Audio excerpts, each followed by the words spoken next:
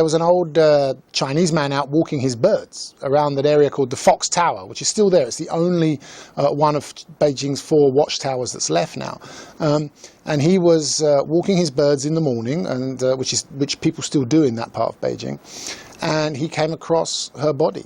The body had been pretty horrifically mutilated and dumped at the foot of this building called the Fox Tower, which was a very desolate and isolated place. Because the murder was on Chinese soil, they put the chief of the Peking detective force, a man called Colonel Han, onto the case. He was the best detective in China. But because Pamela's murder was so horrific, because of the political times that it occurred in with the Japanese surrounding the city, and because her father was a very well-known and prominent British diplomat, they asked a British detective who was in China to come and help in the investigation. And this was a man called Detective Chief Inspector Dennis, who was a Scotland Yard trained detective.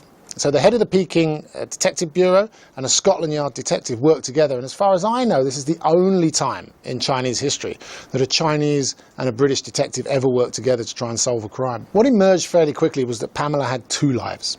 She was 19 years old. She was just finishing school. She was actually later in 1937 to go off to university in England.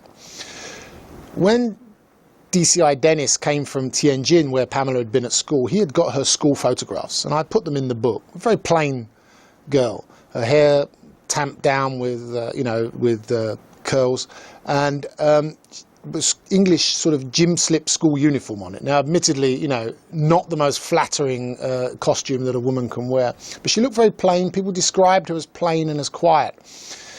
When he got there, he found Colonel Han had another photo, which I also put in the book, which is a glamour shot. It's a studio-made photograph of her in a lovely dress with her hair done.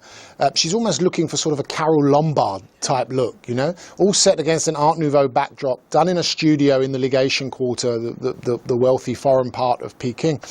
These photos were taken within weeks, certainly months, if not weeks, of each other. And so immediately they had these 2 Pamelas.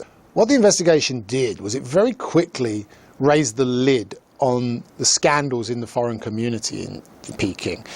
The diplomats, the businessmen, the scholars, the journalists, the respectable foreign community lived mostly within the legation quarter.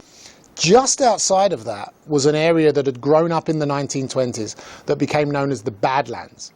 And the Badlands was mainly where a lot of white Russians lived who had not really been able to make proper careers of themselves.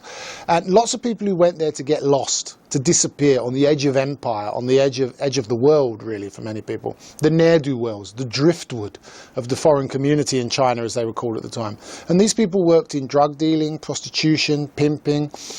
It was an area of bars and brothels and cheap lodging houses. Those 2 communities would like to have think that they were very separate. Certainly the respectable community would love to have believed that it didn't have anything to do with those ne'er-do-wells in the Badlands.